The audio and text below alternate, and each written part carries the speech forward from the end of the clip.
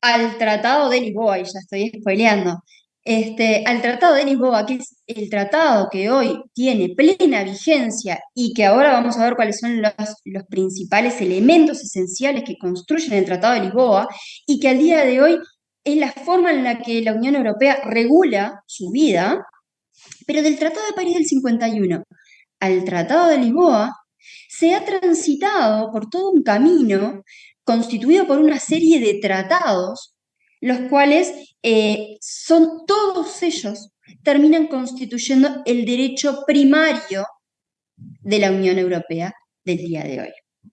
¿Sí? Significa que no se fueron sustituyendo, sino que fueron incorporando elementos. Y vaya si será importante. Este Tratado de Roma, como bien decía Víctor muy ciertamente, este Tratado de Roma supone la creación de la Comunidad Económica Europea. ¿Y cuál es el primer paso de esta Comunidad Económica Europea? Proponer un mercado común. Fíjense que ya en el 57, muchachos, estamos hablando de la fijación de un mercado común para estos estados. Conjuntamente con la Comunidad Económica Europea se crea también la Comunidad Económica de la Energía Atómica o el Euratom.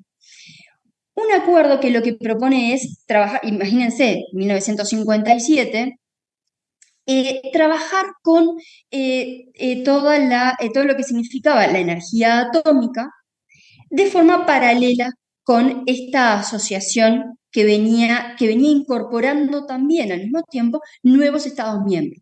Es decir, los Estados europeos empiezan a mirar con simpatía este Acuerdo de París y empiezan a solicitar su incorporación en esta asociación. ¿Cómo se va manifestando esa incorporación? A través de también la formación de los nuevos tratados. El Tratado de Roma, por ejemplo, es un gran ejemplo de eso. Más adelante, con la nueva incorporación de más Estados miembros, y acá les muestro para que tengan presente al momento de que tengan en el PowerPoint, fíjense que ahí tienen un listado de todos los estados que se fueron incorporando, desde el 51 con los estados originarios y en adelante, y van a ver que estas incorporaciones también van coincidiendo a medida que se van incorporando nuevos estados, van generando nuevas necesidades, se van gestando nuevas ideas y en función de eso se van formulando nuevas necesidades y por lo tanto nuevos acuerdos. Fíjense que en el 73, ya te doy la palabra a Víctor, déjame terminar la idea, fíjense que en el 73 tenemos la incorporación de Dinamarca, Irlanda y Reino Unido, en el 81 Grecia, en el 86 España y Portugal, en el 95 Austria, Finlandia, bueno, ahí tienen todos los estados que se fueron asociando de a poquito. Sí, dime Víctor. Una de las cosas que llama la atención hoy en día a nosotros comúnmente es, por ejemplo, cuando hablamos de temas de industria bélica en Europa, eh, ellos trabajan en conjunto. Una parte por ejemplo, los aviones se construyen en un lugar, otro en otro. Bueno, ¿por qué eso? Y en realidad lo que llama la atención ahora, habiendo estudiado el texto, es que en realidad, como veníamos de una etapa de posguerra donde estaba prácticamente mayoría parte de Europa destruida y había muchos enemigos que tenían que aproximarse, la forma de unir todo ese combo, aparte del Tratado del Carbón y el Tratado de Roma, era como una forma de que ninguno se iba a volver contra otro y fabricar armamento para atacarse, entonces gestionar en conjunto su industria bélica. Entonces nadie podía fabricar un gran ejército y volverse contra los demás, sino que trabajaban en conjunto. Digo, eso es muy interesante, Bueno, porque hoy en día si uno se pone a buscar entender, no entiende por qué una cosa se acá y otra allá y por qué no cada estado tiene su propia fábrica, su propia industria, que es lo que uno piensa. perfecto, Víctor. Y retengan esto que estaba diciendo Víctor, porque es muy importante. En definitiva, es la práctica de cómo funciona hoy la Unión Europea.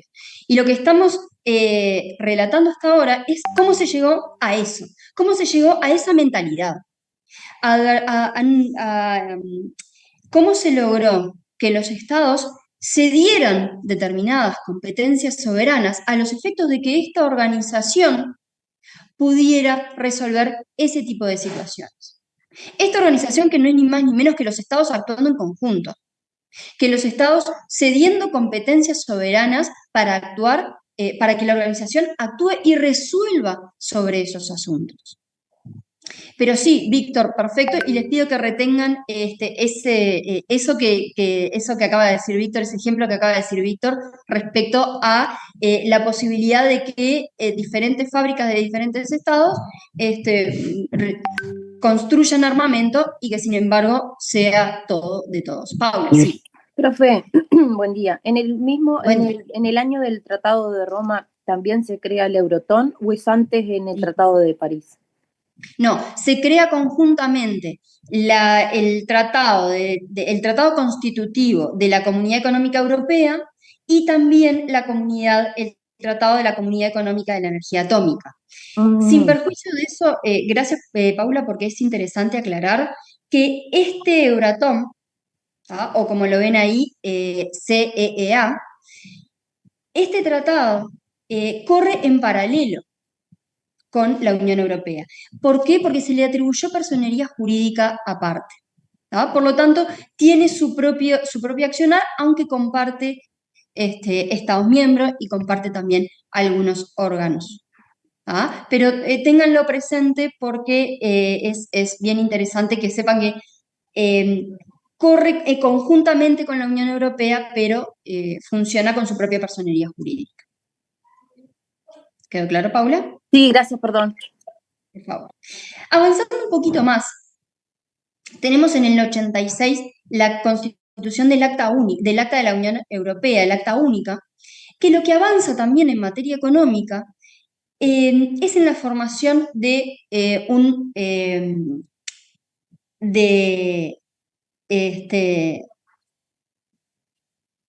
unión económica. Ay, perdón, me quedé con el mercado único del Tratado de Roma. Con una unión económica.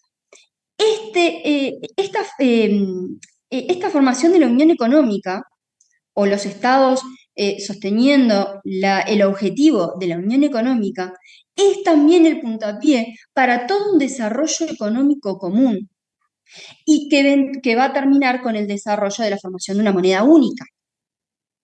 Entonces, ustedes fíjense cómo no solamente hay un desarrollo en materia social, en materia institucional, sino también vemos la evolución en materia económica de lo que después va a ser la Unión Europea.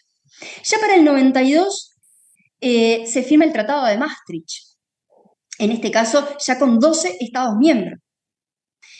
Y en este momento el Tratado de Maastricht nos interesa particularmente porque comienza a darle una estructura.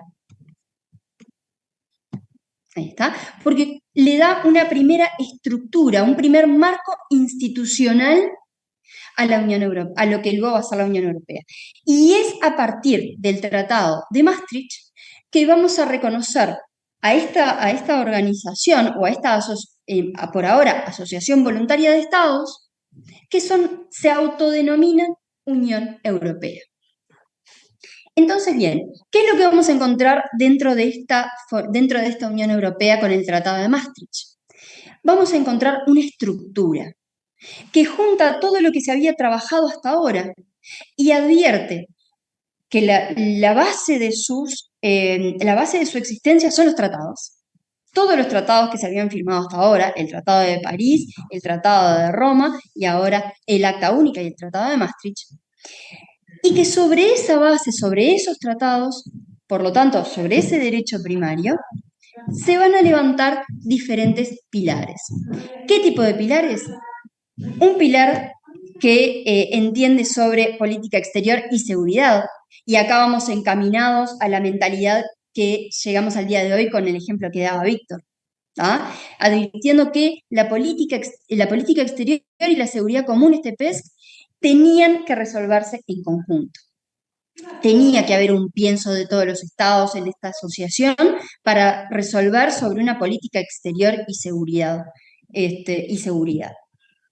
Todavía igualmente tratado como de carácter intergubernamental. Otro de los pilares es respecto de los asuntos de justicia e interior común. ¿Ah? Y ahí está, yo lo dije al revés, pero los dije intencionalmente el segundo y tercer pilar, ustedes lo ven con otro orden, yo lo dije intencionalmente de esta manera, porque estos denominados segundo y tercer pilar tienen elementos intergubernamentales y aparece un pilar con carácter comunitario. ¿Sí? Este carácter comunitario va a estar dado por los tratados, va a estar dado por la cesión de competencias soberanas atribuidas de los estados a través de los tratados a la organización. ¿Sí? Sin perjuicio de eso, el Tratado de Maastricht no dejó de tener, más allá de este camino trazado, no dejó de tener necesidad de realizar ciertas modificaciones, principalmente modificaciones técnicas. Por eso, con el devenir del tiempo, vienen a realizar modificaciones tanto el Tratado de Ámsterdam como el Tratado de Niza. Sin perjuicio de que nosotros no los vamos a tratar en profundidad por el tiempo y porque tenemos mucha cosa para hablar, pero sí los invito a estudiar en profundidad este tema que está en el tomo 4 del Tratado de Derecho Internacional Público de Arechaga. Entonces, ahí está muy bien tratado, cada uno de los tratados está muy bien desarrollado. Nosotros los presentamos y advertimos su importancia, pero por una cuestión de tiempo no vamos a entrar específicamente en cada uno de ellos, así que los invito a profundizar en el tomo 4. Para quienes tienen el breviario, está en el tomo 2 del breviario. Muchachos, Tratado de Ámsterdam y Tratado de Niza vienen a resolver algunos temas, a hacer algunos ajustes técnicos. Lo que sí me interesa particularmente mencionar del Tratado de Ámsterdam es el concepto de cooperación reforzada. Como ya les advertía anteriormente, ya estábamos en este momento transitando por el concepto de la unión económica, ¿tá? Para luego trabajar sobre la unión monetaria, ya en la década de los 90. Entonces, era muy importante en este momento reconocer todos los Estados miembros que en ese momento eran parte de la Unión Europea. ¿Por qué? Porque tenían diferentes sistemas de gobierno, porque tenían diferentes organizaciones, diferentes formas de organizarse a nivel económico. Por lo tanto, la forma en la que podían recepcionar lo encomendado por la organización necesariamente tenía que ser de forma diferente. No todos los estados podían reaccionar con la misma rapidez a los cambios que proponía esta organización. A razón de lo cual, a partir del Tratado de Ámsterdam se habla de una cooperación reforzada. ¿Qué es lo que nos propone esto? Reconocer que todos los estados, que todos estos estados miembros tienen diferentes realidades sociales, económicas. A razón de lo cual se advierte esta Europa de las distintas velocidades. Muy probablemente, muchachos, cuando dieron Mercosur la clase pasada, también escucharon hablar de las distintas velocidades. Este es, en definitiva, el reconocimiento de que estamos hablando de diferentes estados, ¿sí? Y por lo tanto, reconocer que cada uno puede en la medida de sus posibilidades. Y que, por lo tanto, las exigencias no van a ser para todos iguales. ¿Por qué? Porque reconocemos que cada uno de estos estados miembros tiene determinadas características y por lo tanto se le permite ser parte sin necesidad de una obligación del cumplimiento de lo que se encomiende de forma inmediata o en comparación con otro estado que sí tenga posibilidades de actuar con mayor rapidez. Por ejemplo, en alguna reforma económica que sea necesaria. ¿Bien? ¿Esto se entendió, muchachos? ¿Hasta acá vamos bien? Sí, profe. Bien, gracias, Paula. Entonces, tengan presente entonces lo que les dije al principio. Todos estos tratados van a constituir el derecho primario del orden jurídico de la Unión Europea. ¿Ah? Recuerdan que, recuerdan que a principio de año, cuando hablamos de los sistemas, hablamos del concepto de orden jurídico y de derecho primario, derecho secundario y derecho complementario. En este caso, situamos a los tratados de la Unión Europea en el derecho primario de la Unión. Ahora bien, más adelante en el tiempo, y un poquito antes del 2007, los estados, en este marco de actuación y ya con 27 estados miembros, en realidad 28, empiezan a advertir la importancia de profundizar en la organización. Entonces, ya tenían una unión económica, ya estaban transitando en la moneda única. Por supuesto que esto significa que ya había un mercado común, por lo tanto, libre circulación de bienes, de servicios, de capitales, el trabajo sobre la libre circulación de las personas en la Unión Europea. Todo eso ya se venía trabajando. La profundidad a la que estaba llegando esta organización suponía buscar, o por lo menos consultarle a los estados, si querían seguir profundizando y de qué manera. Y en este sentido, se propone hacer una constitución de la Unión Europea, en la cual se dispusieran cuáles son los derechos humanos a los cuales los estados se comprometen, cuáles son los principios sobre los cuales se van a trabajar, que van a sostener la organización.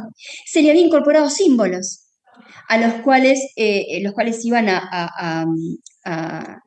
iban a identificar a la Unión Europea, una bandera, un himno.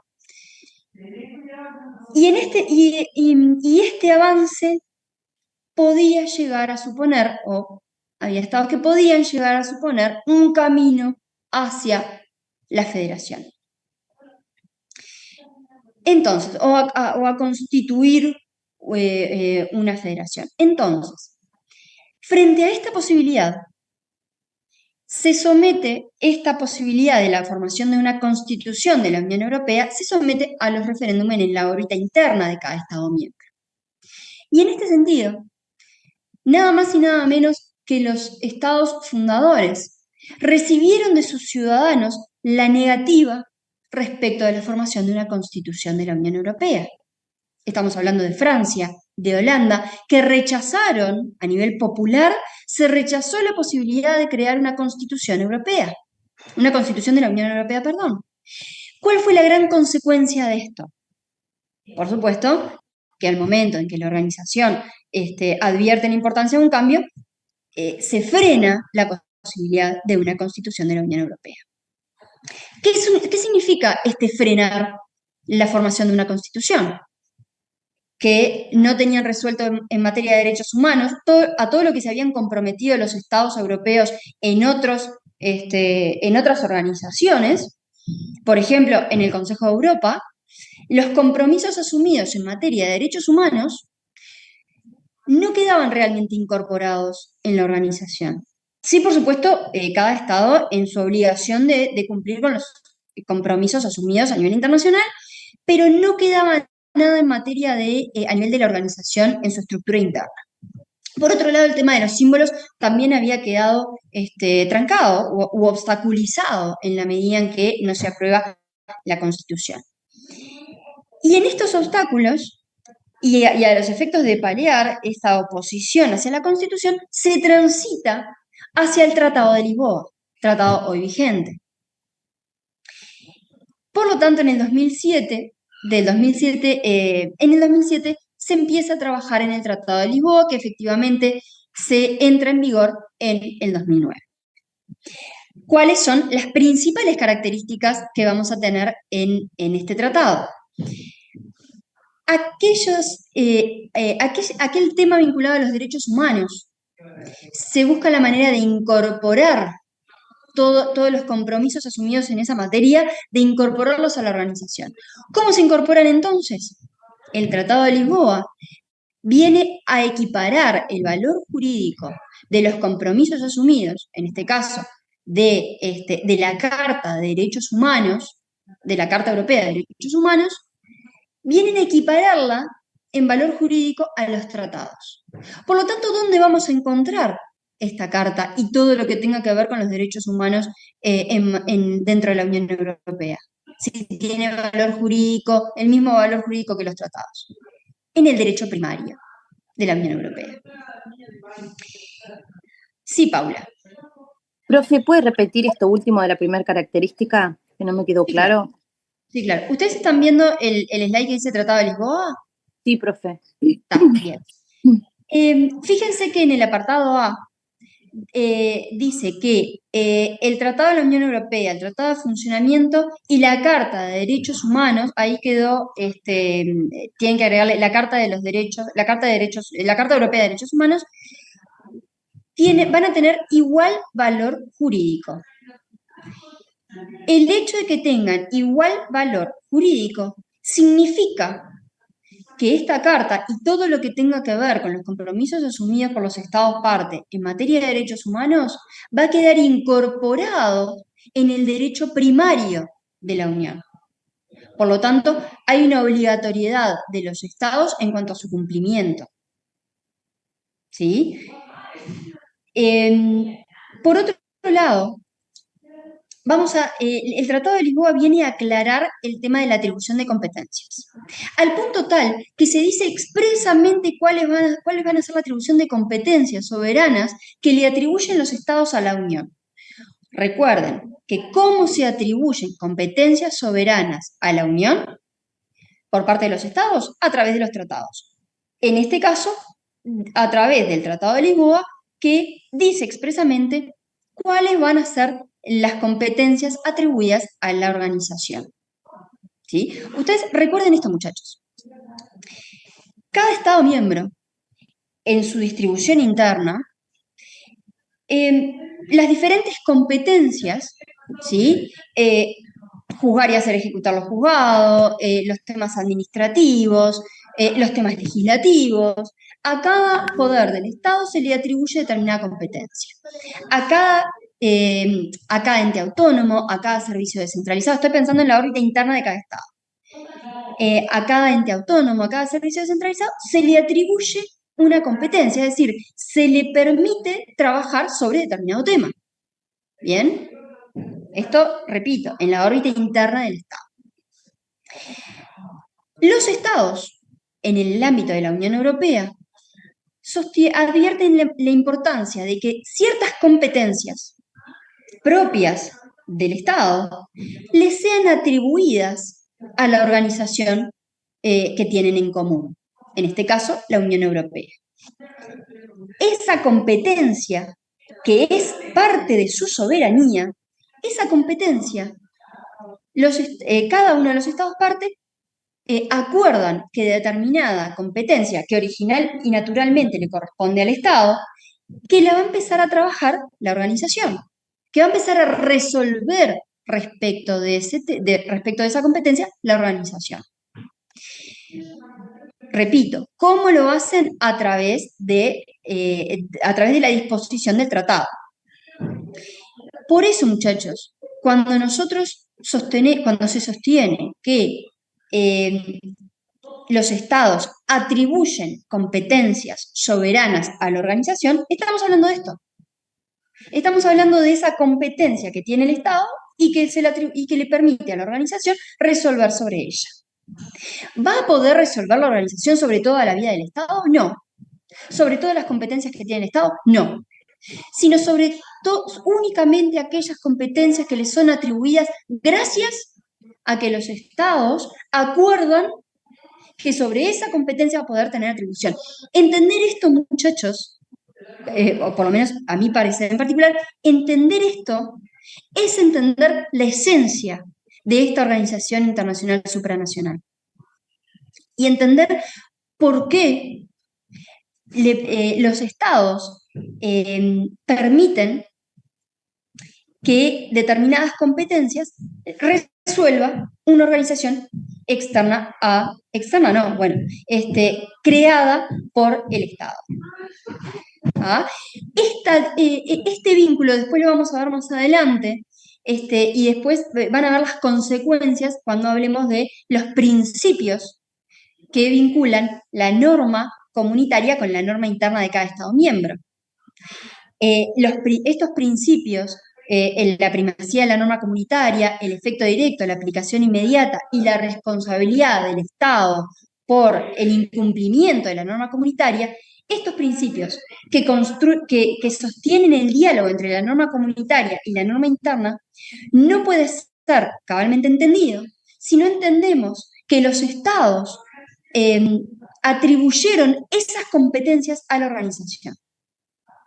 Creo que la primacía de la realidad, la primacía de la norma comunitaria se puede entender gracias a la atribución de competencias. Atribución de competencias que va a estar expresamente dispuesta en el Tratado de Lisboa.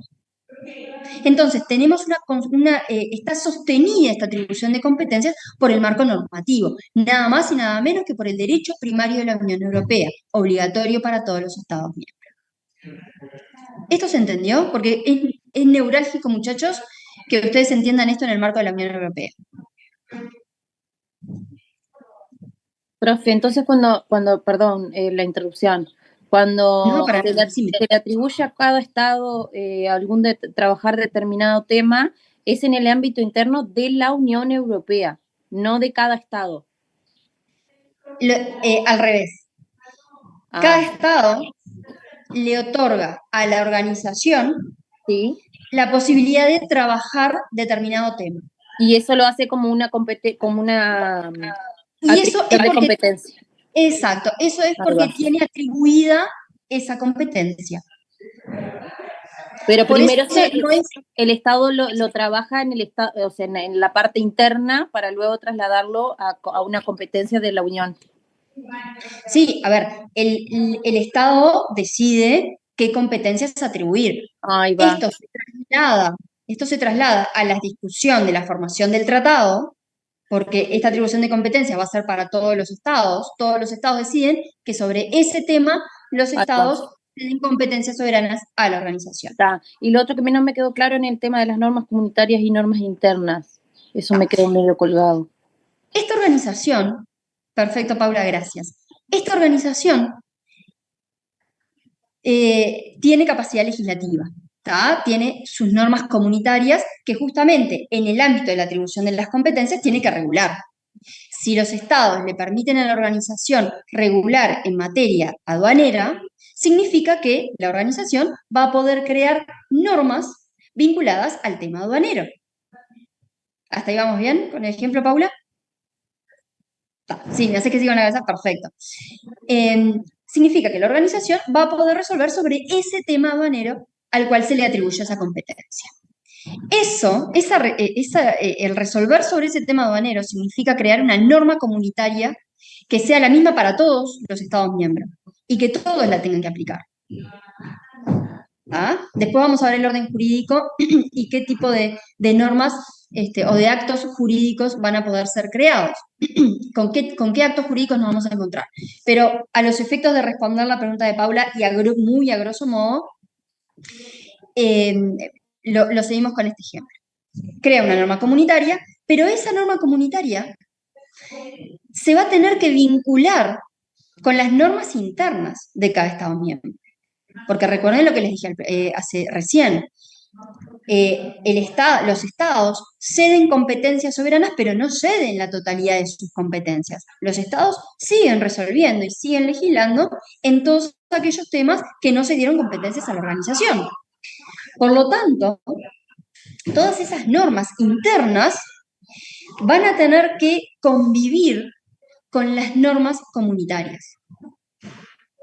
Esa convivencia supone un diálogo entre estas normas, porque la Unión Europea no va a poder estar permanentemente creando normativa que va a colisionar con las normas internas de cada Estado miembro.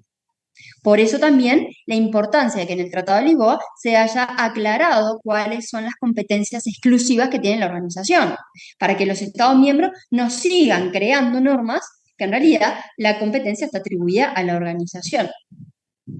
Entonces, en esa convivencia entre la norma comunitaria y la norma interna de cada Estado miembro, tiene que haber un diálogo, ¿tá? Y tienen que estar coordinadas. Se tiene que saber cómo resolver cuando hay una norma comunitaria, cuando hay un problema que incluye una norma comunitaria y una norma interna. Ese diálogo normativo entre la norma comunitaria y la norma interna va a estar cuidado o resguardado o guiado por los principios del orden jurídico de la Unión Europea. Estos principios, como les decía recién, van a ser la primacía de la norma comunitaria, la aplicación directa, el efecto inmediato y la responsabilidad de los Estados por el incumplimiento de una norma comunitaria. ¿Hasta acá vamos bien? Paula, ¿quedó respondida tu pregunta? Sí, ¿puede repetir los principios de vuelta si no es mucha molestia? Para nada. Igualmente ahora los vamos a ver un poquito más en profundidad. Ya son -4, pero al final de la clase los vamos a ver en profundidad. Igualmente los repito para que les queden en los apuntes. Primacía de la norma comunitaria significa que en una colisión normativa, en caso de duda, va a regir siempre la norma comunitaria ante la norma interna de cada Estado miembro. La aplicación directa, que significa que no necesita ningún acto intermedio para que la norma comunitaria se incorpore al orden jurídico interno de cada Estado miembro. No se necesita, por ejemplo, como ocurre con la norma mercosureña, que tiene que pasar por la aprobación interna a través del Parlamento para poder incorporarse al orden jurídico interno de cada Estado. En la Unión Europea, las normas comunitarias se incorporan de forma directa en el orden jurídico interno de cada Estado, ¿tá? Con la jerarquía que supone la primacía de la norma comunitaria. En tercer lugar, la aplicación inmediata. Significa que no es necesario, en el caso de la colisión normativa de la norma comunitaria y la norma interna, no va a ser necesario esperar a que el gobierno de ese Estado derogue esa norma, la norma interna para la aplicación de la norma comunitaria, sino que se incorpora de forma directa y gracias al principio de primacía de la norma comunitaria, en el caso de colisión se va a aplicar la norma comunitaria de forma inmediata. No se necesita tampoco una publicación interna. No se necesitaría, por ejemplo, que se publicara en el diario oficial de cada Estado miembro. Basta con que se publique en el diario oficial de la Unión Europea para que entre en vigencia. Sin perjuicio de que hay determinados, y esto entre paréntesis, que hay determinados actos jurídicos que sí van a necesitar la publicación interna del Estado, pero esto ya es un poquito más avanzado. Quedémonos con estos principios. Y el principio de responsabilidad del Estado ante el incumplimiento de la norma comunitaria. ¿Qué significa esto? Que si efectivamente se está denunciando que se incumplió con una norma comunitaria, el Estado va a ser pasible de ser, de reclamarse su responsabilidad por no haber aplicado la norma comunitaria o por haberse incumplido la norma comunitaria. ¿Tá? El Estado va a tener responsabilidad, por supuesto, a través del proceso correspondiente y del reclamo correspondiente de esa responsabilidad. Bien, Paula, ¿estamos bien? Perfecto. Un tercer elemento o una tercera característica que nos propone el Tratado de Lisboa, y esto por favor, ténganlo bien en claro porque genera problemas en el momento de los parciales, es la formación de una nueva estructura, de un nuevo marco institucional. Se crea un nuevo marco institucional que trae todo lo que hasta ahora se venía trabajando en los diferentes órganos y cómo se venía, en las diferentes instituciones que se venían creando y cómo cada una funcionaba. Lo que viene a hacer el Tratado de Lisboa es tomar todo lo que se había creado en los tratados anteriores y crear una estructura única. ¿Qué significa en materia institucional que se cree una estructura única? Significa que se derriba aquel templo griego que veíamos con los pilares del Tratado de Maastricht. Ustedes imagínense que el Tratado de Lisboa viene a ser como una bola de demolición que viene a tirar abajo con todo ese templo griego y nos propone una estructura única. Nos propone un conjunto de 7 instituciones que se van a encargar de organizar la vida de esta Unión Europea, que ya lo vamos a ver también más adelante. Otra de las características es la declaración de personería jurídica de la organización. Mientras que el Tratado de Maastricht nos decía que estábamos ante una Unión Europea, que esta organización internacional se denominaba Unión Europea, el Tratado de Lisboa viene a adjudicarle personalidad jurídica. Ustedes recuerden que la personalidad jurídica es una de las principales características que hace a una organización internacional. Y en ese sentido, muchachos, recuerden todo lo que vieron de organizaciones internacionales, tráiganlo también a la Unión Europea y recuerden que la manifestación internacional de una personalidad jurídica va a ser la posibilidad de tener ius tractatum y ius legatione frente a terceros estados. Por eso, muchachos, la Unión Europea va a poder hacer un acuerdo comercial con terceros estados o con otras organizaciones u otros acuerdos de otra índole. Me refiero a comercial porque a nosotros nos suena muy de cerca esto de que la Unión Europea venga a hacer un acuerdo con el Mercosur. La razón por la que puede es porque en el Tratado de Lisboa se le adjudicó personería jurídica y por lo tanto toda la manifestación que eso supone.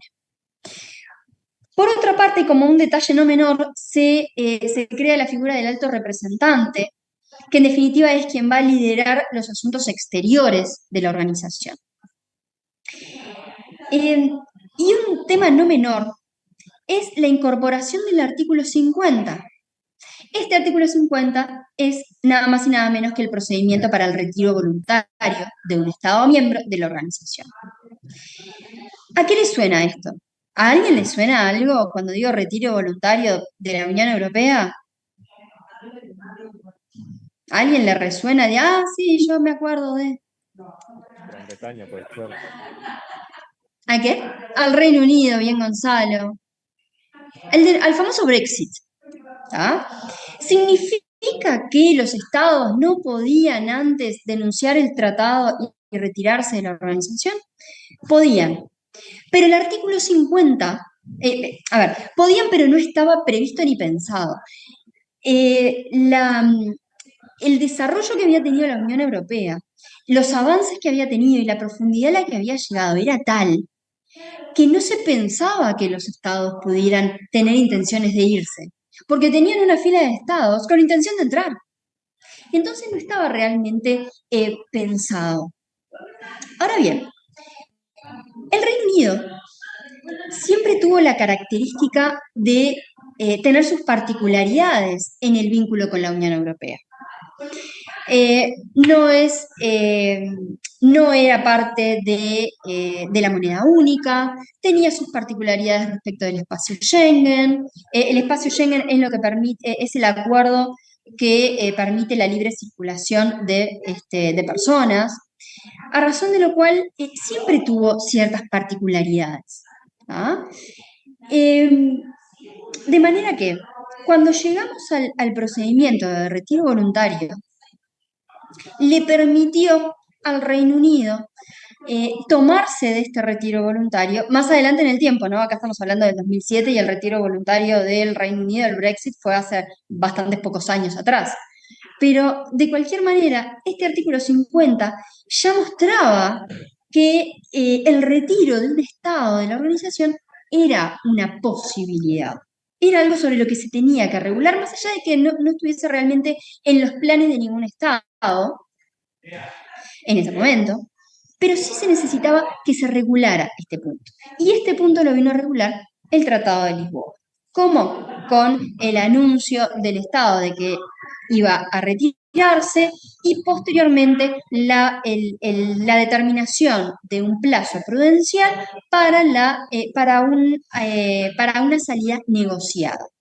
¿Sí? Se dispone de un plazo para que el Estado pueda negociar con el resto de la organización lo que pueda, qué vínculo va a tener a partir de su salida.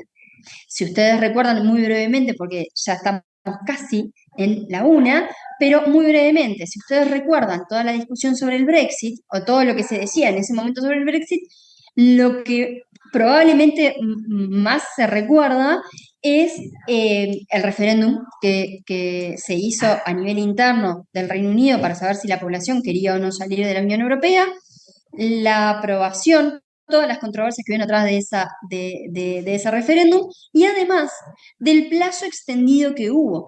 En el tiempo que estaban llegando al límite de días de que el acuerdo de que se finalizaba el plazo dispuesto por el artículo 50 y no había acuerdo, fueron tiempos de mucho dinamismo y de mucha incertidumbre. Nadie sabía lo que realmente iba a pasar.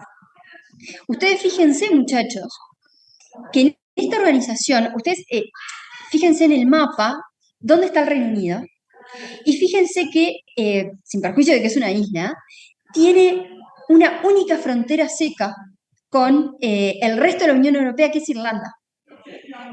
¿Sí? Entonces, si fuera solamente una isla en su totalidad, quizá los problemas hubiesen sido menores.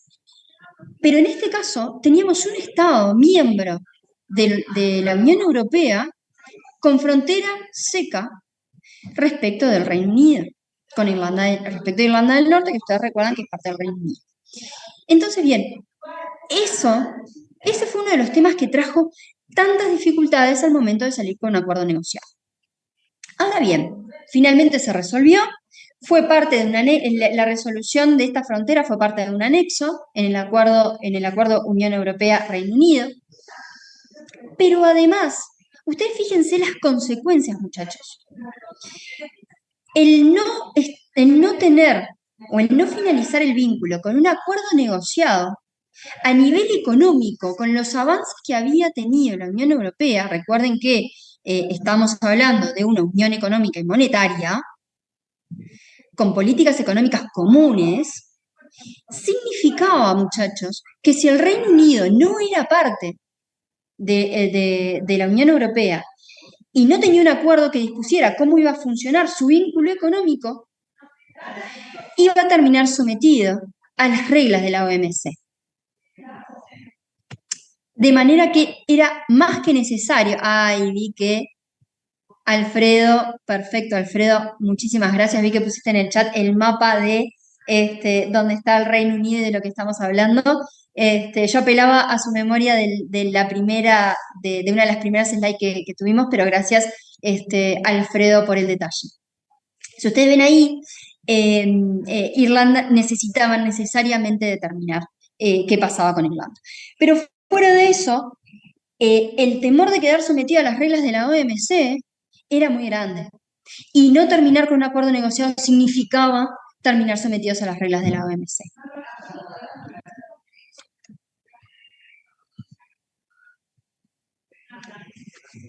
La frontera de España,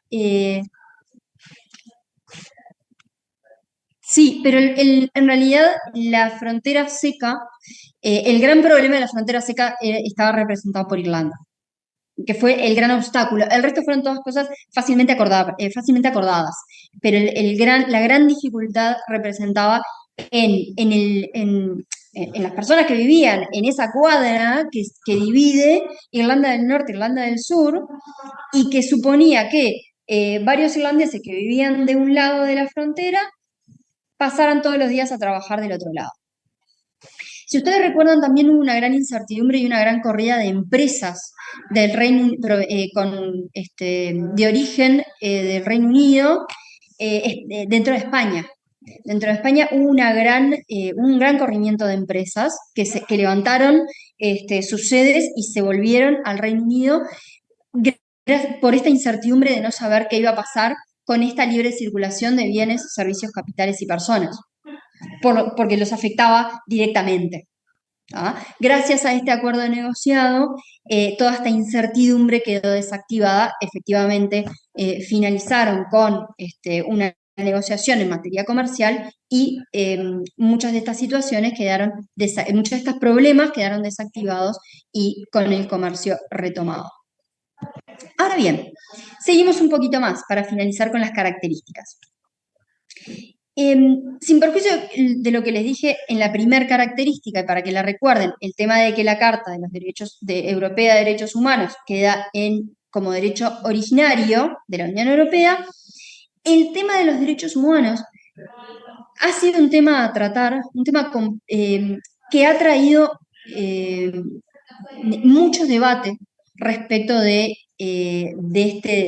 respecto de cómo se trata los derechos humanos y a los compromisos asumidos por cada Estado miembro en el ámbito interno de los Estados. Por lo tanto, hay una fuerte adhesión de la Unión Europea a todos esos compromisos asumidos, ¿sí? Y por lo tanto, el tema de los derechos humanos pasa a ser un tema de relevancia o de gran relevancia, más aún, en el ámbito interno de esta organización. ¿Por qué digo que es un tema de gran debate aún hasta el día de hoy? Porque cuando vemos esto, vemos el Tratado de Lisboa y vemos esta incorporación y esta equiparación de los derechos, de todo lo que tenga que ver con estos compromisos asumidos por los Estados, que queda absorbido por el derecho primario de la Unión, y es teóricamente muy romántico decir que qué maravilloso que el Tratado de Lisboa logra esta equiparación. Sin embargo, los problemas que generó también fueron bastante importantes. Al punto tal de que vamos a encontrar jurisprudencia en el Tribunal de Justicia de la Unión Europea que sostiene el derecho primario de la Unión como imperante, aún respecto de la norma interna de cada Estado miembro. Y eso en materia de derechos humanos ha chocado mucho. Me refiero, por ejemplo, al caso Meloni, no la primera ministra italiana, sino hablamos de una persona a la cual se le imputó por ser parte por lavado de activos y fraude, un montón de cosas.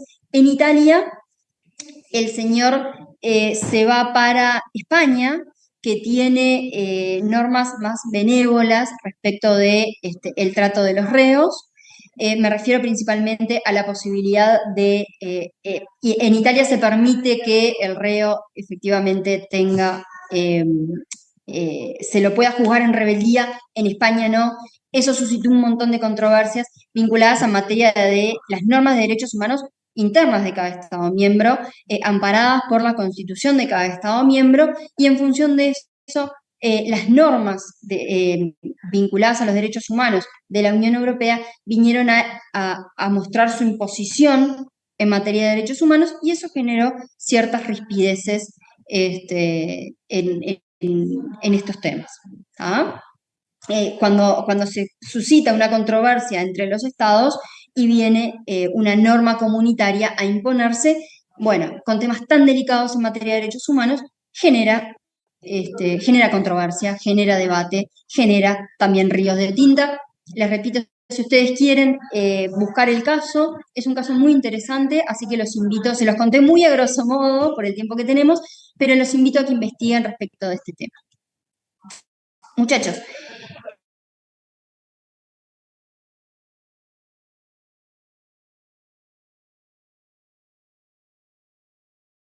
¿Profe? Hola. Y creo que quedó congelado momentáneamente. Había una cierta inestabilidad en la conexión. Vamos a esperar un minuto, que probablemente. Se cortó, parece, ¿no? Se cortó, sí, se cortó. ella está en el interior, pero a ver, esperemos un poquito. Voy a comunicar con...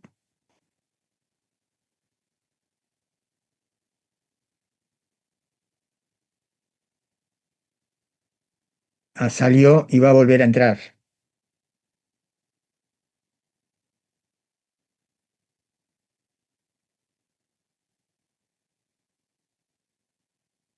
A ver, un segundo.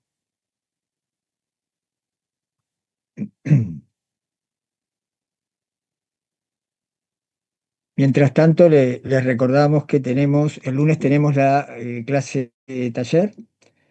El miércoles no tenemos clase por las elecciones y el viernes vamos a seguir con probablemente la clase de ese día, porque nos están quedando dos temas, sea la de un poco más de profundización en derecho internacional económico y conceptos de derecho de la integración. A ver, Inés, todavía no es ella. A ver, me voy a comunicar. Segundo.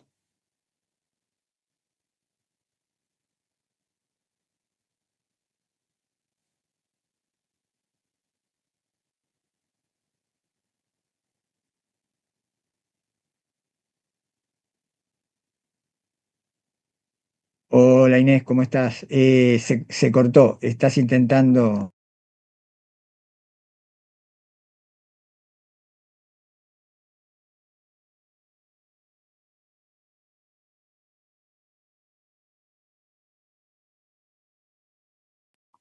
Si está intentando conectarse de nuevo, vamos a esperar un par de minutos, les agradecemos.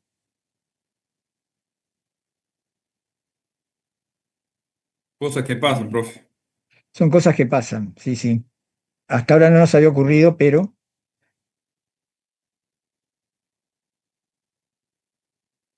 una referencia a algo que habías comentado tú, Víctor, cuando te referías a la producción conjunta, ¿no? Y proyectos en Europa. Bueno, eso es la integración de las cadenas de valor, como bien referiste, ¿no? El Eurofighter, por ejemplo, es un ejemplo, es un avión de combate que está fabricado a partir de un consorcio entre varios países europeos. Lo mismo otros despliegues que tienen, ¿no? Pero eso, claro, ellos tienen una organización con muchos logros y que es el proceso que ha llegado más lejos, ¿no? De materia de integración, pero también pasaron por décadas en el siglo pasado de mucho enfrentamiento y fue, bueno, un cambio de todo, de paradigma, de camino de reconciliación, ¿no? Que se dieron cuenta, bueno, atravesaron también las décadas de la Guerra Fría. Está María Inés de nuevo. A ver ahora. Perfecto. ¿Ahí me escuchan Te bien? escuchamos, sí. Sí, sí. Lo que sí, muchachos, no sé si me escuchan bien. Capaz mejor apaga el video porque se le traga un poquito ahí. Sí, se te escucha bien, Sí, pero hay como un se me delay. escucha bien, perfecto. Ok, lo que no, disculpen muchachos, que no les voy a pasar el PowerPoint, sí prometo subírselos, pero así no me tranca a mí tampoco la computadora. Creo que ahí volvió a agarrar. Ahí está. Lo que sí les pido disculpas, que no me van a poder seguir la clase con eso, pero bueno, está. Cualquier cosa me avisan y por supuesto que esto lo vamos a volver. Muchachos, estábamos viendo, no sé si Leonel, perdón que te interrumpí, que estabas haciendo un comentario. Claro, no era solo algo de lo que habían hablado al principio de la clase. Seguí nomás que ya era un comentario sobre algo que había expresado Víctor. Ok. Muchachos, para seguir un poquito más, y yo tengo ahí. Son la 1:10, así que vamos a ir profundizando en lo que necesitamos para esta clase. Muchachos, respecto a la Unión Europea, yo les decía que una de las cosas más importantes que trajo el Tratado de Lisboa fue ese derribar con los pilares de Maastricht, que proponía Maastricht a nivel institucional, y crear un nuevo marco institucional. Y en este sentido, el artículo 13 del Tratado de la Unión Europea, como también se le denomina el contenido del Tratado de Lisboa, nos va a hacer una enumeración de aquellas instituciones que van a regir la vida de la Unión Europea. Por lo tanto, vamos a tener al Parlamento Europeo, al Consejo Europeo, el Consejo de la Unión Europea, que sí, hay dos instituciones que se llaman Consejo, se diferencian porque una es Consejo Europeo y otra es Consejo de la Unión Europea, o denominado solamente el Consejo, y una Comisión Europea, el Tribunal de Justicia de la Unión Europea, adviertan, mecanismo de solución de controversias elegido por esta organización internacional, un mecanismo judicial, en este caso el Tribunal de Justicia de la Unión Europea, con todo lo que ustedes ya hemos trabajado en clase, un Tribunal de Cuentas y un Banco Central Europeo. Véanse que este marco institucional no escapa, muchachos, de lo que ustedes ya pueden advertir de una organización internacional, ¿sí? Igualmente vamos a dar, cada organización, vamos a dar algunas palabritas de cada organización, porque nos interesa particularmente saber de qué se trata y que ustedes puedan compararlo, y este es un ejercicio muy interesante y al que los invito, puedan comparar los órganos, o en este caso instituciones de la Unión Europea, con la de, por ejemplo, el Mercosur, que ustedes ya lo dieron para que ustedes vean cómo funciona una organización internacional intergubernamental y una organización internacional supranacional. En el caso, les repito, artículo 13, ¿sí? En el caso del Parlamento Europeo, y esto es una pena que no puedan ver la distribución, pero también más allá del tratado, más allá de lo que ustedes lean del libro de tratado, los invito también a revisar la página de la organización, porque ahí tiene material didáctico que está muy bueno y del cual ustedes pueden estudiar perfectamente. Recuerden el tema de las fuentes cuando van a buscar en Internet, pero la página oficial de la Unión Europea tiene toda una construcción abocada a la parte académica que es muy interesante, así que los invito a ingresar, inclusive en cada institución. En el caso del Parlamento, presidido en este año que fue renovado su mandato por Roberta Metsola, y esto se los refiero porque ustedes también van a escuchar estos nombres. El Parlamento Europeo está compuesto por 751 eurodiputados. Al día de hoy, con la legislatura actual, tiene 720 eurodiputados más su presidente. El Tratado de Lisboa permite llegar hasta los 750 eurodiputados más su presidente, es decir, un total de 751 parlamentarios. Hasta hace unos años, hasta antes del Brexit, se había llegado hasta esa cantidad. Con el Brexit, los europarlamentarios del Reino Unido, al retirarse de la institución, dejaron escaños libres y por lo tanto se fue retomando, pasaron por un mínimo de 705 eurodiputados hasta llegar a esta legislatura con 720. Pero sin perjuicio de lo anecdótico, lo que ustedes tienen que retener es que el total al que se puede llegar, y que efectivamente se ha llegado, por lo dispuesto por el Tratado de la Unión Europea, es, en definitiva el Tratado de Lisboa, es que son 751 escaños, 750 más el presidente. Como actuación parlamentaria va a estar compuesto por 26 comisiones, se va a distribuir los temas por por estas 26 comisiones y vamos a tener la posibilidad de actuación de 8 grupos políticos dependiendo de a qué grupo político va cada uno de los europarlamentarios. Por supuesto que también vamos a tener una sesión plenaria donde se encuentran la totalidad de los eurodiputados. Ahora bien, es una de las grandes características del Parlamento Europeo, primero que nada, su distribución. En el caso del Parlamento Europeo se distribuyen por grupos políticos. Por lo tanto, y esta es una característica muy interesante, por lo tanto, no significa que los parlamentarios van a representar al Estado miembro del cual son nacionales. Los eurodiputados españoles no se presentan en el Parlamento Europeo y votan de acuerdo a lo que su Estado miembro les encomienda. El hecho de que se trate de un órgano de una institución comunitaria, de rasgos comunitarios, hace que los eurodiputados que se dividen en grupos políticos respondan y voten en función de la ideología política asumida por ese grupo. Por lo tanto, no van a estar sujetos al Estado, a las políticas de Estado del Estado al cual son nacionales, sino que van a responder al grupo político al cual están asociados, porque esa es la forma de distribución del Parlamento Europeo. ¿Sí? Y van a poder encontrar de los más diferentes grupos, desde los grupos de izquierda, derecha, ultraderecha. Que los invito nuevamente a entrar a la página del Parlamento de la Unión Europea y poder ver estas divisiones. De hecho, pueden inclusive investigar sobre cada uno de estos grupos y cada uno de estos grupos va a mostrar cuáles son sus propuestas para la Unión Europea. Pero ¿cuál es la nota característica de este Parlamento Europeo? Que también hay escaños para aquellas personas independientes que son electas y que no pertenecen a ningún grupo político.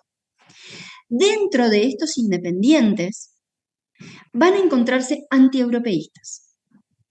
Estos antieuropeístas lograron adoptar algunos escaños desde hace relativamente 2 legislaturas anteriores, más o menos. Y ustedes se preguntarán, bueno, ¿por qué es importante esto? Porque ustedes fíjense que hay, desde el Brexit en adelante, principalmente, desde el Brexit en adelante, hubo un germen de duda sobre el funcionamiento y la utilidad de la Unión Europea como organización. Este germen de duda no solo impactó en el Reino Unido al punto tal de que decidió retirarse de la organización, sino que también se generó y se distribuyó en otros estados. Por ejemplo, Holanda, por ejemplo, Francia, por ejemplo, Alemania. Fíjense nada más y nada menos que estados fundadores de esta organización, a los cuales podemos rastrear desde el primer Tratado de París en 1951.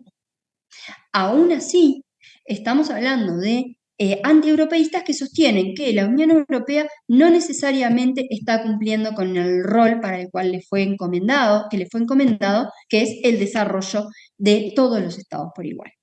Estos antieuropeístas, que en su máxima expresión sostienen que no debería ni siquiera existir la Unión Europea, está incorporado hoy dentro del Parlamento Europeo. ¿Son los mínimos? Sí, son los mínimos, pero igualmente al día de hoy tienen algún escaño y no es nada menor. Por otro lado, la principal competencia que vamos a encontrar en el Parlamento Europeo y que es fundamental que ustedes retengan es la capacidad legislativa. Conjuntamente con el Consejo de la Unión Europea, tienen la posibilidad de crear la norma comunitaria, tiene atribución legislativa. Diferente a lo que ustedes vieron en el Mercosur, en el cual el Parlasur no tiene competencia legislativa, sino que tiene competencia de foro, es un ámbito de discusión. Es un ámbito de control y de conocimiento de la norma interna de cada Estado, pero no tiene competencia legislativa. En este caso, la Unión Europea sí la tiene. ¿Sí? Ustedes van a ver que los órganos de la Unión Europea tienen la característica de funcionar como contrapesos. En este caso, la función también, el Parlamento tiene también como competencia el poder aprobar los presupuestos, más allá de que la conformación de los presupuestos está dada por el Consejo. Sin perjuicio de eso, en esta función de pesos y contrapesos vamos a encontrar que mientras que el Consejo puede armar los presupuestos para la organización, va a ser el Parlamento el que va a poder, en definitiva, aprobar esos presupuestos. Ahora, entonces, la codecisión legislativa va a estar a cargo entre las instituciones del Parlamento Europeo. En cuanto a la elección de los parlamentarios, de los eurodiputados, una de las principales características es el haber logrado que la elección de estos eurodiputados sea directa por el pueblo, por cada uno de los ciudadanos de la Unión Europea, de cada Estado miembro de la Unión Europea. ¿Qué significa esto? Que tienen representación directa. La Unión Europea dispone de determinada cantidad de días. En realidad, en el Tratado de Lisboa dice que será un día. En el Tratado de Funcionamiento de la Unión Europea indica que se determinará un día para que los ciudadanos de cada Estado puedan votar a los eurodiputados de su Estado que quieren que vaya al Parlamento Europeo. Por eso hablamos de representación directa. Ahora bien, con el devenir del tiempo y con la cantidad de población, recuerdan ustedes que estamos hablando de más de 400 millones de personas, se permitió una cierta flexibilidad y la Unión Europea propone determinada cantidad de días para que los ciudadanos de cada Estado miembro puedan decidir a quiénes eligen como eurodiputados y esos eurodiputados vayan al Parlamento Europeo. ¿Cuál es la gran diferencia, por ejemplo, con el Parlasur, que ustedes ya lo vieron en la clase pasada? Los parlamentarios del Mercosur son elegidos dentro del Parlamento de cada uno de los estados. No tienen representación directa. Sin perjuicio de que sí está dispuesto transitar el camino hacia una representación directa, al día de hoy no la hay. Eso lo doy por dado en la clase pasada. En el caso de la Unión Europea, sí vamos a tener representación directa. Profe, una consulta. O sea que en vez de un día la Unión Europea propone más días para esa votación. Sí, en el caso de la legislatura pasada se propusieron 2 días. Si mi memoria no me falla, fueron 2 días los que se propusieron.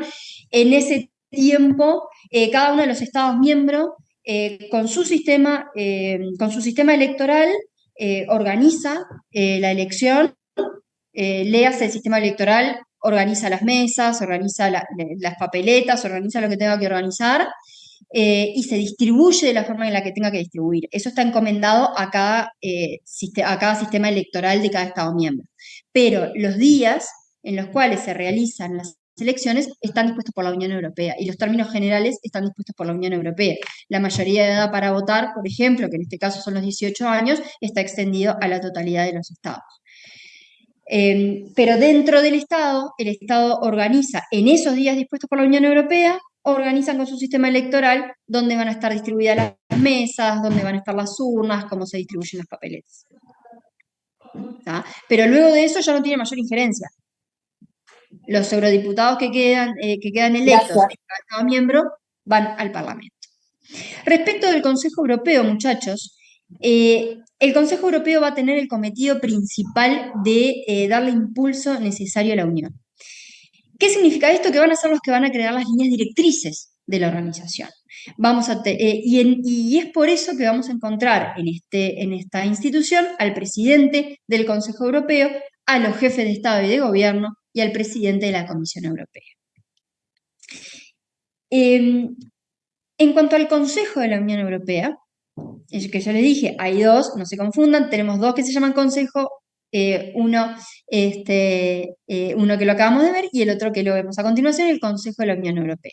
En este caso, va a estar constituido por los representantes de los Estados miembros.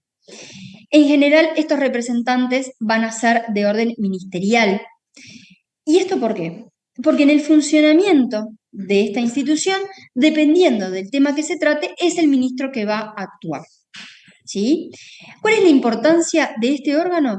Que junto con el Parlamento participa de la codecisión legislativa, por lo tanto, también va a tener competencia legislativa.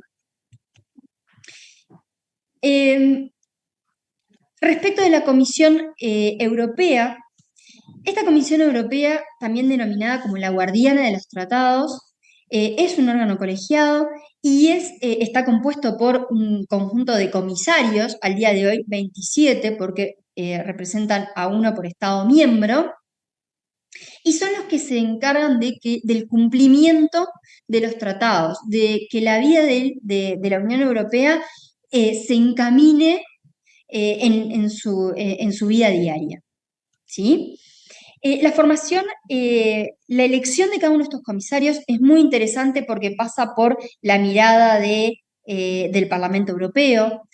En el caso de que no sea elegido uno de los comisarios, tiene que volver todo el grupo para atrás para ser nuevamente reelegido. Entonces, por eso les digo, este sistema de pesos y contrapesos entre las diferentes instituciones ha servido como garantía para el correcto funcionamiento de todas ellas.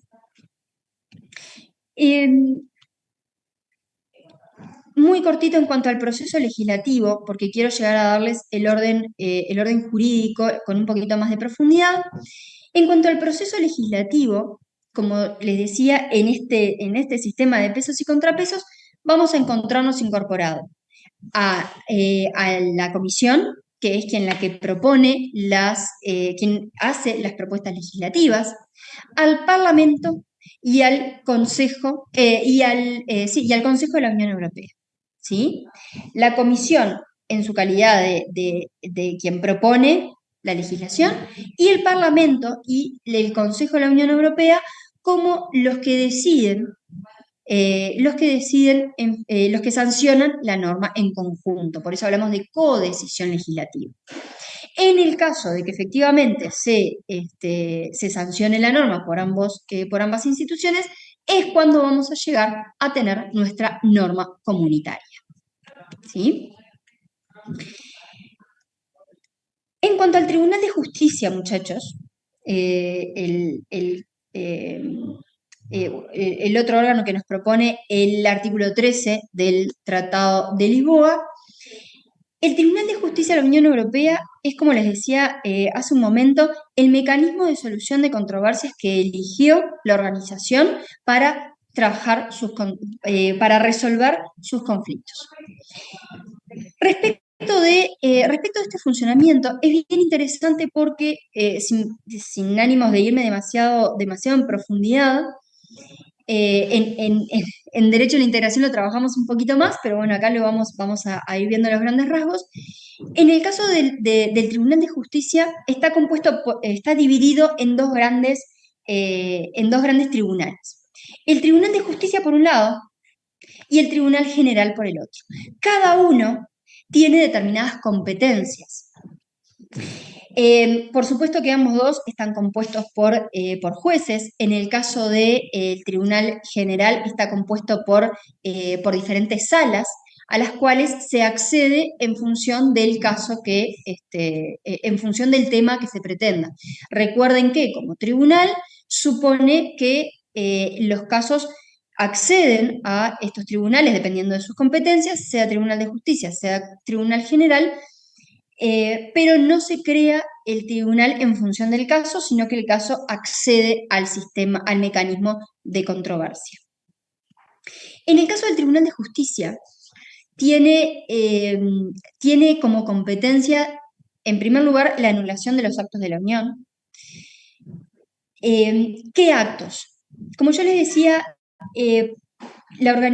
estas instituciones van a poder emitir actos jurídicos.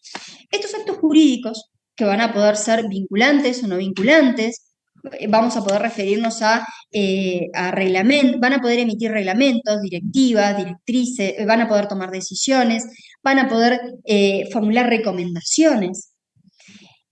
Todo esto va a suponer que en el caso de que se advierta que hay una vulneración respecto de alguno de estos actos jurídicos, bueno, se va a poder acceder al Tribunal de Justicia para anular alguno de estos actos. ¿sí? También va a resolver el Tribunal de Justicia respecto de las declaraciones de omisión. Va a poder declarar, perdón, omisa a algunos órganos de la Unión. Por ejemplo, si alguna institución se le había solicitado, se expidiera sobre determinado tema y esa organización no se expide, se va a poder también declarar la omisión por parte de la Unión. ¿Quién lo hace? El Tribunal de Justicia. Va a poder declarar el incumplimiento de un Estado miembro respecto del derecho comunitario. ¿Se acuerdan el principio de responsabilidad del Estado miembro por el incumplimiento de una norma comunitaria? Bueno, ¿quién lo va a resolver? ¿Ante quién vamos a tener que ir? Ante el Tribunal de Justicia, que es quien tiene la competencia para eso. Y también va a funcionar como recurso de casación ante lo dispuesto por el Tribunal General, que ya vamos a ver rápidamente las competencias que va a tener este tribunal. Y este Tribunal de Justicia va a tener como competencia, que para mí es una de las competencias más interesantes, que va a tener la capacidad de interpretación de la norma comunitaria, la interpretación última y final de la norma comunitaria. ¿A través de qué?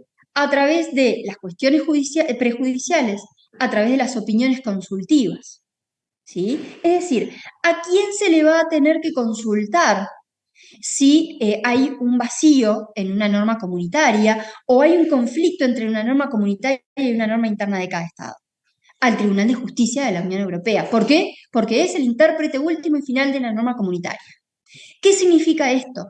¿Cuál es la incidencia en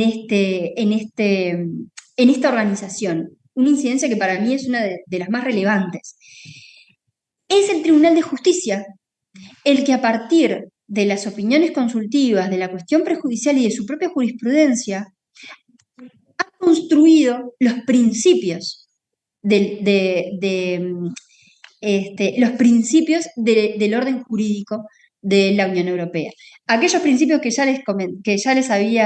me había referido y que construyen, que son las líneas directrices de la totalidad del orden jurídico y que marcan el ritmo y el diálogo entre la norma comunitaria y la norma interna de cada Estado miembro, esos principios que disponen que la norma comunitaria va a tener primacía sobre el orden, sobre la norma interna, que va a tener efecto directo, aplicación inmediata y que va a existir responsabilidad de cada Estado miembro por el incumplimiento de la norma comunitaria, esos principios esenciales para el desarrollo del derecho comunitario fueron creados a través de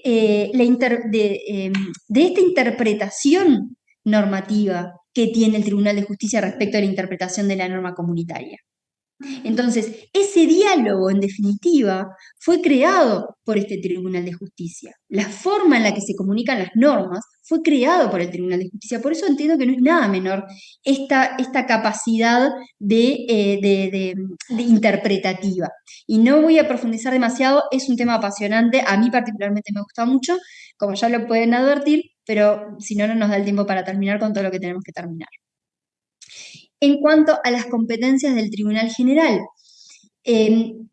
generalmente al Tribunal General, valga la redundancia, van a poder acceder las personas físicas y las personas jurídicas en su gran mayoría para cuando adviertan que hay una vulneración de sus derechos respecto a una norma comunitaria. Entonces, por ejemplo, va a ser al Tribunal General al cual va a acceder la persona física cuando quiera la anulación de un acto.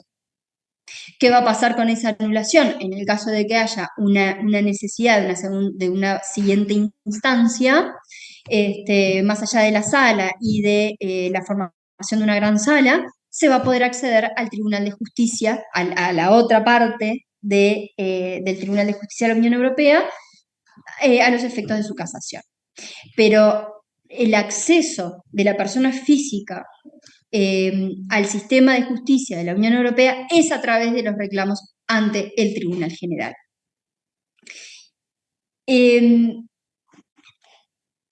Respecto de otros órganos, en cuanto al Banco Central Europeo, también dispuesto en el artículo 13, nos vamos a encontrar con su sede en Frankfurt.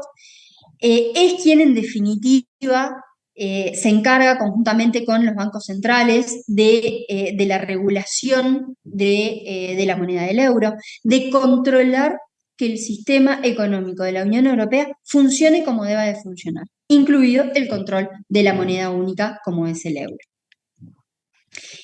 Su composición es bien interesante porque va a estar organizada en un consejo de gobierno y un comité ejecutivo.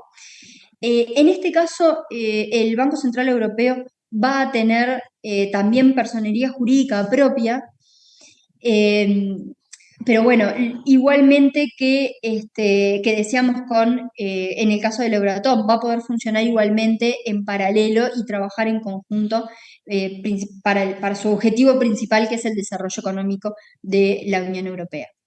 Por supuesto que la existencia de un tribunal de cuentas que regule, que regule a nivel presupuestal si se llevó bien a cabo o no la ejecución de los presupuestos asignados, sin duda alguna. Creo que no amerita mayor explicación porque supone la competencia de control y fiscalización que nosotros entendemos como que debería de acompañar a un tribunal de cuentas. También vamos a encontrar órganos consultivos, tanto a nivel económico y social como el Comité de Regiones. ¿Se acuerdan que cuando hablaron en el Mercosur del comité que asocia o que recepciona a todo lo que son los subgobiernos?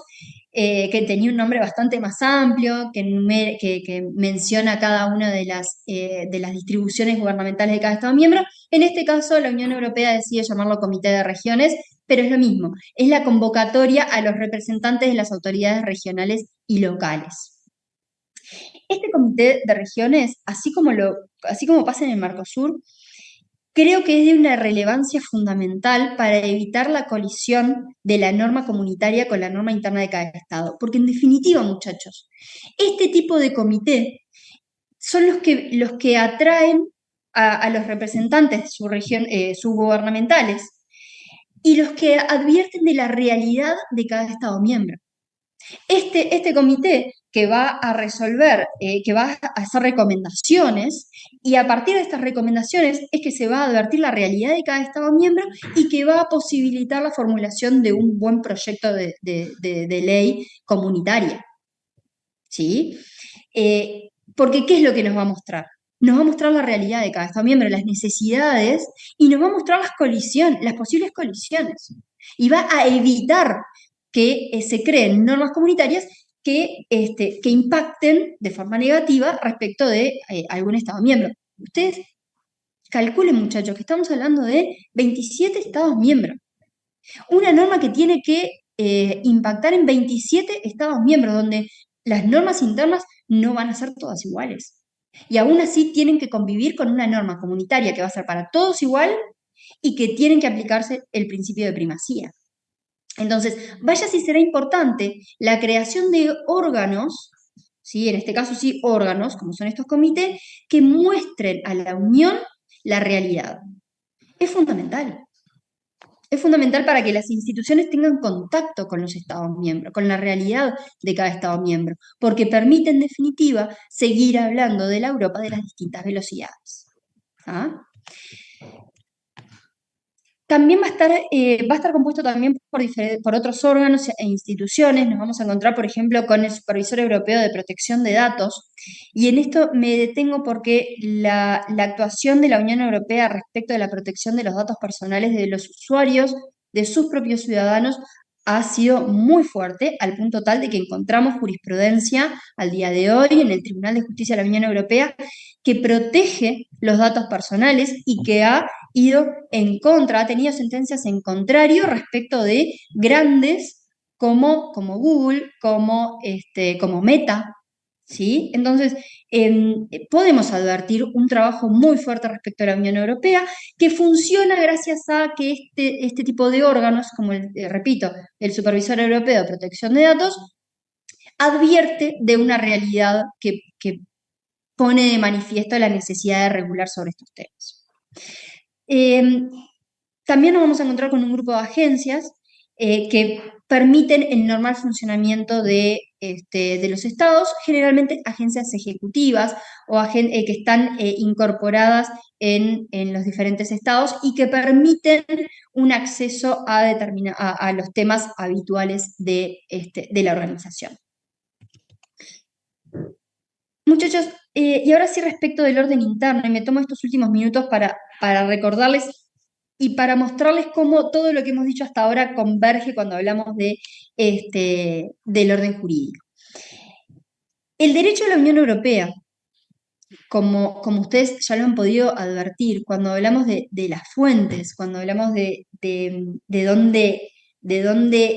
cómo se ampara, cómo se construye el marco normativo de la Unión Europea, y de qué fuentes podemos obtener la norma de la Unión Europea, vamos a tener que ir al derecho originario o primario, derecho secundario y derecho complementario.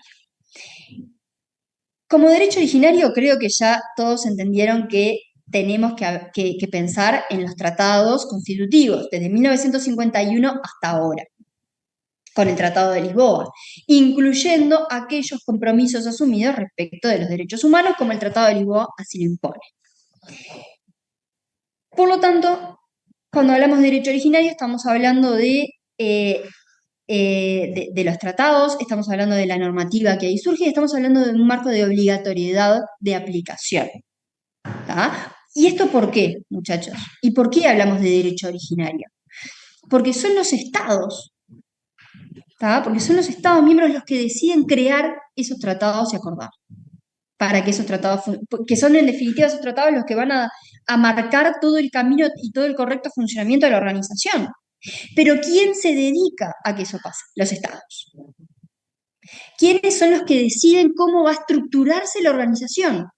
Los estados. Por lo tanto, lo que emana de los estados es efectivamente esos tratados. Y esos tratados que dan origen y permiten el seguimiento y permiten la estructura normativa de la organización son derecho originario. ¿Por qué? Porque parten de los estados que crearon esta organización y que la mantienen en vigencia. Por eso todos los tratados son parte de este derecho originario. ¿Sí? Porque en definitiva es el compromiso, es a través del derecho originario que vemos el compromiso de cada Estado miembro. Por eso la atribución de competencias está incorporada en los tratados y es porque es parte del derecho originario, porque es parte de los tratados, que la Unión Europea puede funcionar de la forma que funciona. Con los órganos con las instituciones que funcionan, con los órganos que funcionan y por la razón por la que puede aplicar la normativa de la forma en que la aplica. Porque parte del derecho originario, que es en definitiva la voluntad manifiesta de los estados. Por otro lado, el derecho derivado o secundario, que son todos los actos jurídicos emanados de sus instituciones. ¿Sí? Es decir, estos actos jurídicos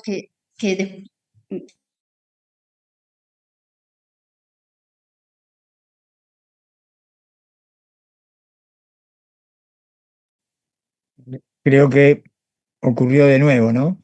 Sí, se cortó de vuelta. Sí, Se cortó, capaz sí. que apague, podría apagar la cámara, capaz que le funciona mejor, profesor, ¿o no? Vamos a tratar de... Yo digo, como le quedan pocos minutos. A ver.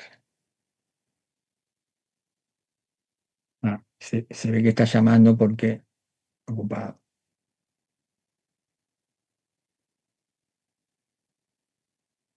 La tecnología cuando más la precisáis, cuando a veces más se tranca. Suele pasar. A ver ahora.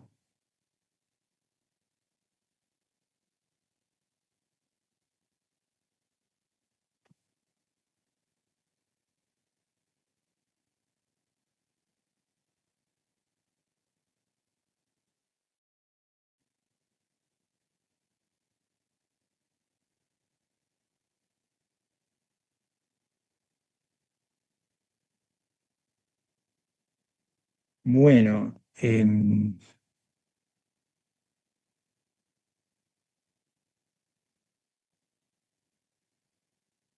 esperamos un par de minutos más a ver si puede conectarse de nuevo como pasó hace un rato. Y si no, vemos con los colegas y ya y daríamos por finalizada la clase si no puede Inés conectarse de nuevo. En este último tramo, bueno, han visto que este tema de Unión Europea, nosotros lo vemos porque disponemos de más tiempo en grupos de relaciones internacionales o en una materia opcional, lo vemos con más detalle, pero la profesora ha logrado compactar hasta ahora, bueno, las principales características de esta organización, ¿no? Con un recorrido que fue desde los inicios hasta pasando por los primeros instrumentos jurídicos del bloque, las distintas denominaciones, bueno, las ampliaciones que se dieron a partir de los años 70, en los 80, ¿no? Cuando ingresa primero Grecia en el 81, España y Portugal en el 86, Leonel, y luego la ya gran volví. ampliación. Ahí Está está, Inés Leonel. otra vez, perfecto. Bueno, Inés, por las dudas, la sugerencia sería si querés hacer una suerte de conclusión Sí, final o por las dudas de sí. que de nuevo perdamos la conexión. Pero eso como Sí, tú... correcto, sí, perfecto. Perfecto porque aparte era eso y era explicar un poquito, ya estaba terminando prácticamente, mencionarles el tema del derecho complementario, que es ahí en el derecho complementario, donde no tenemos mayor ámbito obligacional, donde vamos a encontrar que todo lo que no es derecho primario ni derivado es derecho complementario y es ahí donde vamos a encontrar principalmente a la costumbre, a la jurisprudencia, a los principios generales del derecho. Entonces, bueno, que tengan presente esa estructura de orden jurídico que creo que decanta de todo lo que hemos conversado hasta ahora.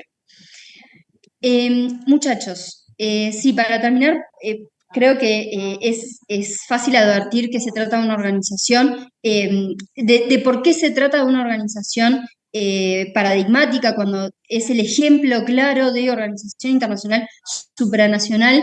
Creo que con todo lo que venimos de dar, es bastante claro el porqué. Las instituciones que estudiamos son de carácter supranacional. Ustedes pueden advertir el tipo de miembros que funcionan, por ejemplo, en el Parlamento, un Parlamento con funciones legislativas.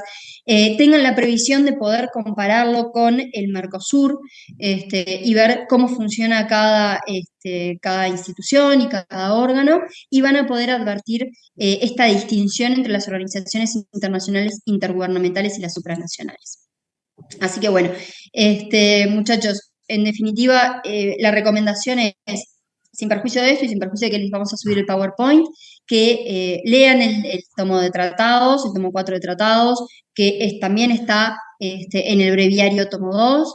Invitarlos a también acceder a la página web oficial de la Unión Europea, que ahí tienen un montón también de información, y pueden acceder a cada una de las instituciones, que también es altamente recomendable. ¿Ah? Así que bueno, muchachos, desde mi lugar ya vamos terminando, Leonel. Y bueno, por supuesto, agradecerle al profesor Viñali y a la profesora Belino también haber compartido esta clase y estar acá presentes. Gracias, profesor. Bueno, muchas gracias, Inés, por Muchas gracias, supuesto. Marinés. Fue un gusto escuchar y aprender muchas cosas que, como no estamos especializados, así que nos sirvió también como enriquecedor tu clase. Muchas gracias. Gracias, Daniel. Sí, muchas gracias, Bueno, Inés, y excelente excelente todo. cómo pese a los problemas de conexión pudiste mantener el hilo del tema que estabas desarrollando, así que bueno, muchas gracias por tu exposición también. Gracias, Marines. Bueno, nos estamos viendo contigo la semana que viene y con el resto de los compañeros. Bueno, no sé si, y ahí le pregunto a los colegas si nos quedamos nosotros un ratito o vemos por WhatsApp, como prefieran ustedes. Yo O diría invitamos quedar 10 minutos, nos por si quedamos un vayan todos. poquito. Ahí está. ¿Y puede, Bueno, Marinés? entonces les Sí, deseamos claro, sí. buen fin de semana Hasta a lunes. todos. Chao, Y muchachos, muchísimas damos gracias. por terminado la clase.